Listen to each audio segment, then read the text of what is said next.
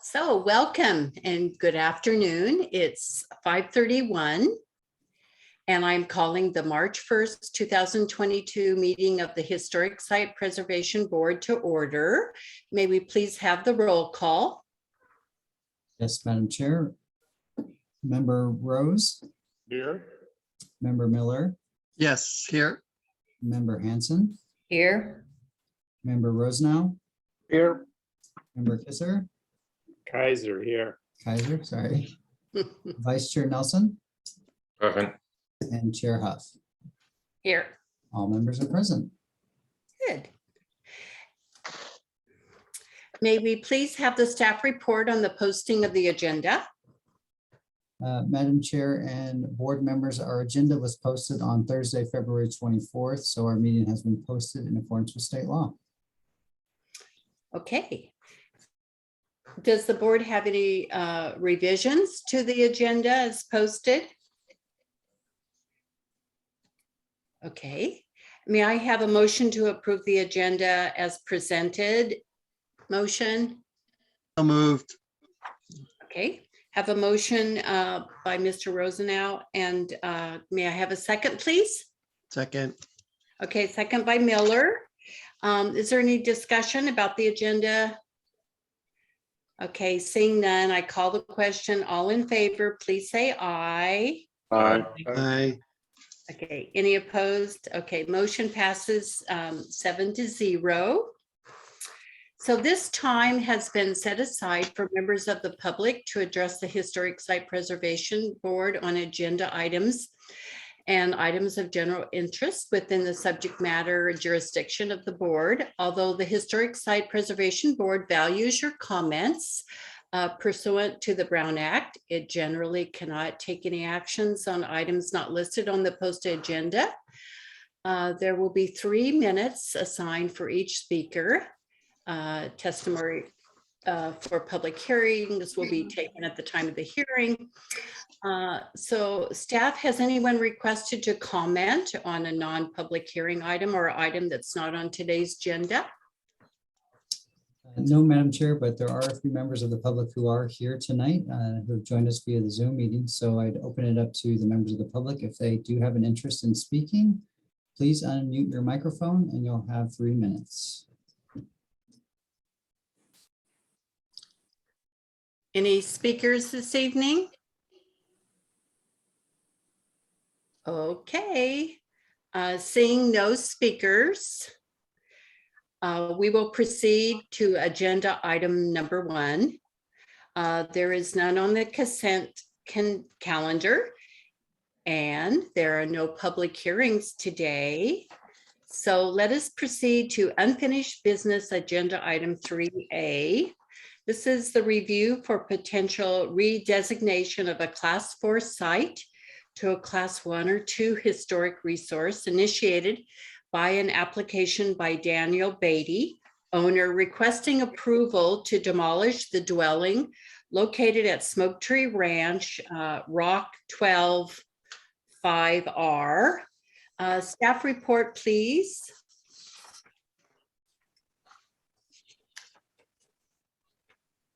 Mr. Yeah, Madam Chair and board members, as you've noted, the matter before you tonight is a request for approval to demolish the single-family dwelling within Smoke Tree Ranch. It was built in 1957, and staff reviewed the findings necessary in Chapter 8.05 for whether or not this property should be elevated to a higher class, and found that findings were staff could not make findings affirmatively to elevate the property to a higher class as required by Chapter 8.05. The home generally has good design integrity, but does not have any distinguishable features that would further necessitate a higher elevation. And staff, as you'll note, we did present this at your last meeting, and we did schedule site inspections for the board to review the home. And so with that, I'll conclude my presentation, and I'm happy to answer any questions you might have. Okay, thank you. Does the board have any questions of the staff? Any questions? Vice Chair Nelson? Yes, thank you, Madam Chair. Not so much a question of maybe a request or a comment of staff that this report didn't really mention or talk about the architects and or builders of the home. And I would think for any demolition request that we consider going forward, it would be helpful to have that information for us to make a complete and fair analysis of what we're looking at. I did do a little research of my own, so I do have the name of the builder, but was unable to find the name of an architect. Tracy Conrad, who led the site visit, did mention that she had found the architect, but didn't really say who it was or talk about that. So I just think it's something for us to make a note of going forward with any demolition applications. It's kind of important for us to know architect and builder right off the bat. So thank you for that. Mhm. Certainly agree to that. Are there any other questions for staff at this time? Any questions? Okay. Is the applicant present or someone representing the applicant? Anybody present that would like to share anything more about the project for the board's consideration? Anybody else? No comments. I just want to mention a comment that I mean, it would be good to have some new contemporary, ranch style architecture, in Smoke Tree Ranch. And I looked at the plans quite carefully, and I am supportive of a new contemporary ranch style. And I didn't know if anybody wanted to comment about that or discuss that, if you had a chance to look at those plans and offer anything at this time. Anyone? Vice Chair Nelson? Yeah, thank you, Madam Chair. Yeah, I did look at the plan quite extensively, and the house doesn't, the new home proposed doesn't appear all that much different from the existing. Granted, it will be new and contemporary, but it has a very similar type of layout. And as Tracy Conrad said, the best thing about the site is the view. Mm-hmm. So the new plan certainly appears to take advantage of that. And I did want to mention real quick that the original builders were George B. Lundquist and Harold R. Newton out of Pasadena. And they had a partnership in San Marino, which was dissolved in 1963. The only things I could find that they worked on were the Inn at Rancho Santa Fe and an apartment complex in Pasadena across from the Valley Hunt Club. Mm-hmm. So just important to note that for the record, I think. The other thing that I think is worth bearing mention, Smoke Tree Ranch is obviously a place of very wealthy owners and residents. And it is kind of the place of the 1%ers in the Coachella Valley or in Palm Springs, specifically, so to speak. And I just have to say there should be somewhat of a cause for concern or slight worry about a precedent that allowing demolition can start there. I mean, obviously, there have been maybe a couple demos or a few, I'm not too sure, in Smoke Tree Ranch, but we have billionaires who live there. And granted, this house isn't a Frey or a Wexler or Williams or the names that we're used to, but there were a lot of regional Southern California architects who were well-known in other cities who may have done homes for clients here, or even East Coast architects, perhaps. So I just worry about perhaps the cumulative impact or the precedent that might be set in allowing the demolition, although I do agree that we should follow staff recommendation. Thank you. Mhm. Thank you. Are there any further discussions, questions, or comments? I just want to make one comment, if I could. They're not trying to build a bighorn house here. You know, it's going to fit in with Smoke Free Ranch. And that, to me, is what about preserving the area is about. So I definitely support this recommendation. Mhm. Thank you. Member Rose. Yeah, I just, in response to the co-chair, I would like to just say, 1% lives matter too. And I don't think there's any precedent danger here. I think that we do a damn good job of taking each situation on a case-by-case basis. And I think when you analyze this one, it's pretty clear, and I support staff's recommendation. Mhm. Okay. Any other comments or questions? Okay. So seeing no further questions or comments, may I please have a motion? Okay, Member Kaiser. I move that we accept the staff recommendation and allow the demolition permit to be issued. Okay. I second. Okay, so I have a motion by Member Kaiser and a second by Member Rose. Is there any discussion? Okay, seeing none, I'll call for the question. All in favor of the motion that the HSPB take no action and allow the processing of the demolition permit.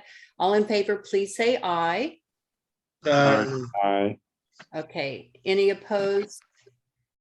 Okay, motion passes 7-0. Moving on, there is no new business. So let us proceed to discussions, beginning with agenda item 5A, the 2022 Preservation Matters Symposium. And I just have a few things to report, and then also invite Nelson and Kaiser to add to my report.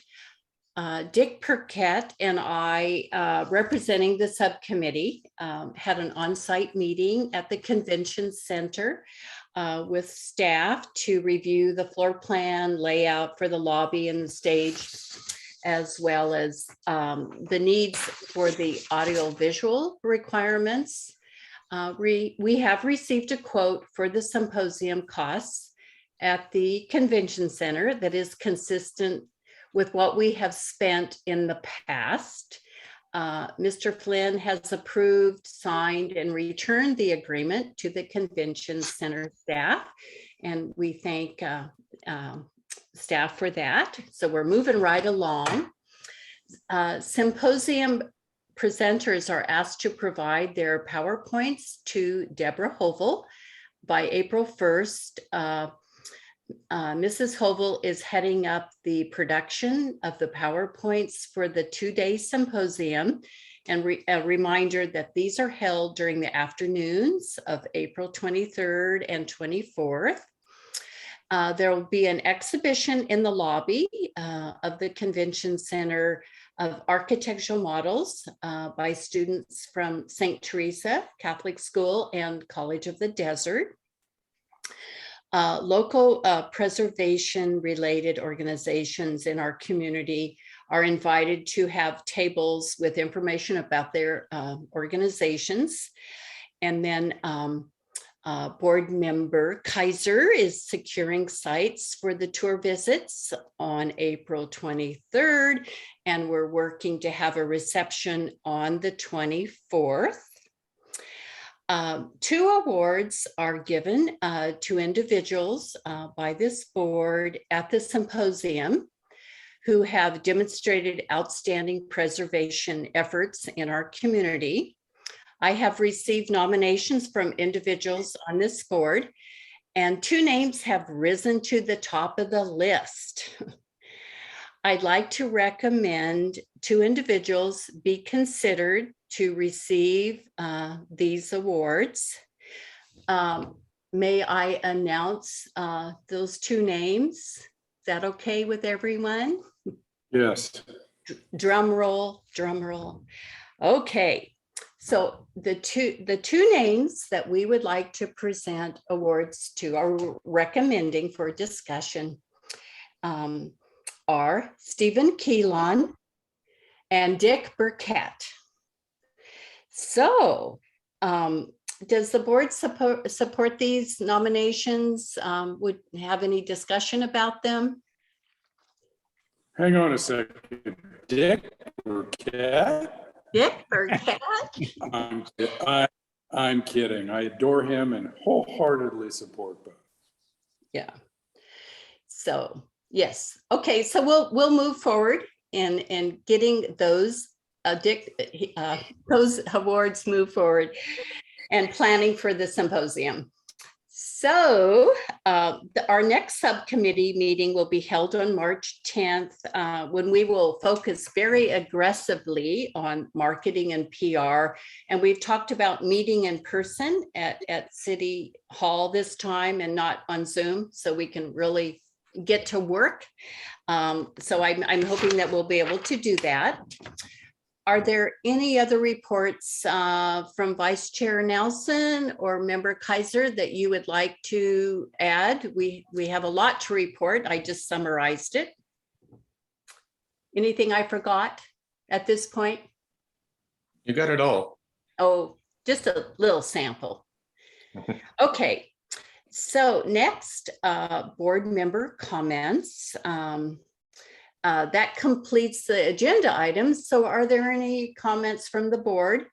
I do want to, oh, okay. Member Kaiser?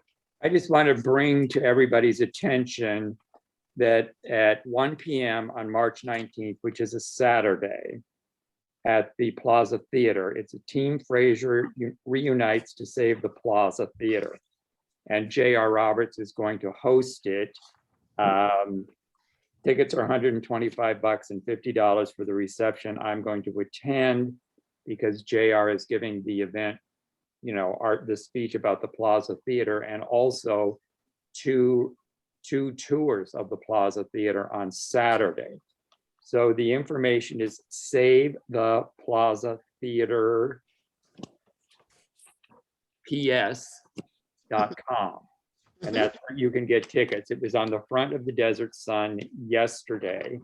And I think that it would be nice for us to have a reasonable representation of the HSPB there. And everybody can dig out their old name tags, or if they didn't have a name tag, we can make you one, just write it out. And I think that this is important to support the Plaza and JR, because indeed it's something that the HSPB needs to do, and he is supporting us in this symposium. Absolutely. We have a wonderful program on the theater, you know, the history, the preservation, and the future. So I do encourage board members to attend that fundraiser on March 19th. So other board member comments at this time? Anything you would like to bring up or talk about? Vice Chair Nelson? Yeah, just a couple of things. The first being, I didn't see a copy of the minutes in the packet from the last meeting. So just making sure. Yeah. It was intended or not. No consent calendar, right? Yeah, staff was unfortunately unable to get those minutes prepared in time for the meeting this month. So we anticipate we'd have the previous meeting minutes at your next meeting in April. Okay, perfect. I just wanted to clarify that. And then a general question for staff. pertaining to some recent changes that the HSPB made to the Las Palmas Business Historic District. As you are probably aware, Mr. Newell, Ken Lyon worked with us late last year and early this year to go through the district and figure out what was contributing and non-contributing. So there have been some questions from myself and members of the community about what protection could possibly be afforded to a building that has been deemed a non-contributing structure that was previously a contributing structure. And can you give us details? If it's considered non-contributing now, does that mean it can be altered or demolished? And if requests for alterations or demolition for a non-contributing building come forward, would they require a review, even though it's a non-contributor, but it is part of a historic district? Can you answer that for us? I can certainly look into that in more depth. My understanding, and I could be, a little bit off here, just from what my understanding of the district is that contributing structures would have to come to the HSPB for the certificate of appropriateness in the event they were proposing changes to that building. Non-contributing buildings would not be able to be demolished if they were, they would have to come to the HSPB before they would be demolished, just like any other structure built before the cutoff date. So for those cases, we would bring those to the HSPB. Any item that was deemed contributing in the more recent amendments would, that still needs to be finalized with the council. So that is something that Mr. Lyon has identified to me that we need to make a priority and move that forward. I do understand we do need to do some outreach to the owners of the property before we can finalize that for adoption, but at least in the interim, staff would not process any demolition permits any other way than what has already been established in the ordinance. And especially if one was identified in the recent amendments that were considered by the board, obviously that would be a red flag for us to take a closer look at it. Okay, so the other part of that question is, from what I'm hearing, is that if something that was a non-contributor in that district were to come forward with alteration, would it be at the discretion of the historic preservation officer or the staff member to decide whether or not to approve those alterations? Or would they require HSPB review for alterations? Or are they approved over the counter? Typically, no, they wouldn't be approved over the counter. It would be reviewed by staff and the HPO. So that is something we would take a look at. Until we have the final amendments approved by council, we have to follow the current process in place under the ordinance. But again, with the information that the board has received and recommended, staff would obviously take that into consideration before taking action. And it could be referred to the board as well, just because of what has taken place with the recommended changes and amendments to the district. Okay, thank you. And one more question on that. If the board or somebody wanted to take that non-conforming status and have it be returned back to a contributing status, what would be required? If the board wanted to take a non-contributing status that was determined as part of the amendment, or is this one that was existing non-contributing or currently non-contributing that hasn't been considered already? I guess is my question. So it seems to me like someone would have to provide the justification to staff of why it should become a contributor, or a class 1 nomination would have to be submitted. Correct. Okay, so what would you recommend, the class 1 nomination, or just providing facts to staff to help substantiate a return to contributing status? And this is where I'm not as familiar as Mr. Lyon is with the background on the proposed amendment to the district. Okay, We might look at it in further detail if it was a building that we didn't determine by the board that it should be added to the contributing list, then we might have to come back to the board if it's part of that amendment. Otherwise, it might be easier to do it as a new class 1 nomination. great, thank you. Thank you for that clarification. Are there any other board comments? Any board? Okay. Does the staff have any comments for us? Just an update on, as many of you know, Mr. Lyon has been our HPO for a few years now. And he was promoted, as I'm sure you all are all aware, and we've been working to fill his previous position.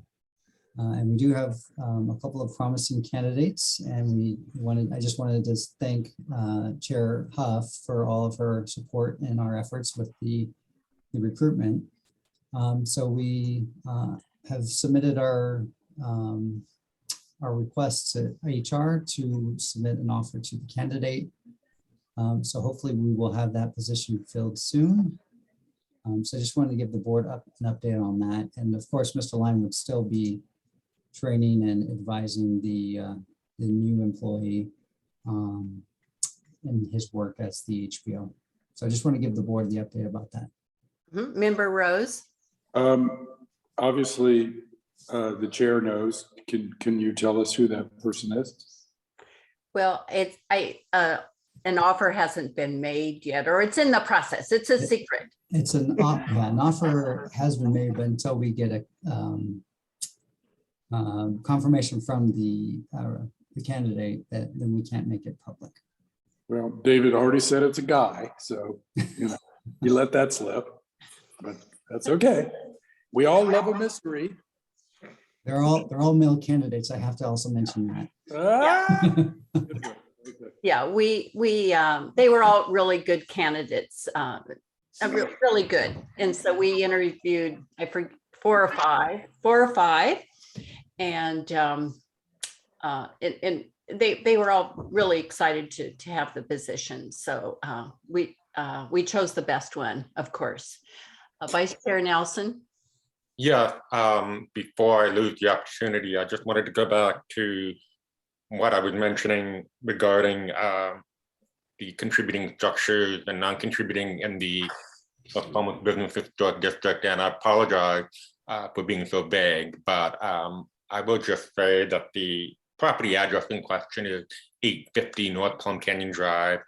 And I would like to request, if possible, a staff report on the property and a discussion in that staff report of why staff believed in detail that it should go from contributing to non-contributing and why, with justification. And I would like it to be agenda for the next meeting, please. I do have some information on the building property that I'm happy to share, and historic photos, which I can send to Mr. Newell or Mr. Lyon or both, if that's helpful. And I might mention, I do know this building, 850 North Palm Canyon. It was the Arthur Elrod office, where I had my first job in Palm Springs a long time ago. And we did have this on a potential list when we were reviewing our work plan and identifying, buildings that we wanted, to research a little bit more and get more information. And we did have the Elrod office on that list. Other members might recall. So I think we just need a little bit more thorough review about that. So if it's endangered, we're prepared in advance. So I wanted to add that too. Thank you. All right. No more secrets. So any other comments or discussion? Anything else today? Anyone? Wow, I think we have a record meeting. So seeing no further discussion, this meeting of the HSPB is adjourned to the meeting of Tuesday, April 1st, 2022 at 5:30 p.m. Do you think we'll ever meet in person again? Will we have that April meeting in person or not?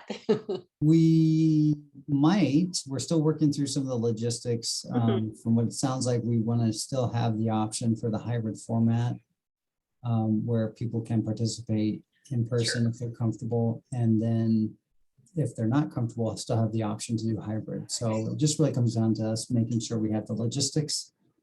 So potentially we could meet in person in April, and I'll just need to get the specifics on that and we can let the board know as soon as we know. Very good. I think you meant April 5th. Did I say April 1st? The agenda says the 1st, but that's not. Oh, I was reading the agenda. Yeah, I think the agenda's wrong. It should be Okay. the 5th. Okay. Make sure we She don't was- show up on Saturday. She was making an April Fool joke. There you go. Oh, there you go. I like that. I like That was a that. good one, I'm Jason. just And reading. we needed a short, sweet meeting after the last one, so. I know. Yes. So record meeting, 30 minutes. I think that's record. So thanks everyone for your participation, and we'll be seeing you again soon. All right. Bye-bye. Bye-bye. Thank you. Thanks, Good night. David. Bye-bye. Bye. Thanks, David.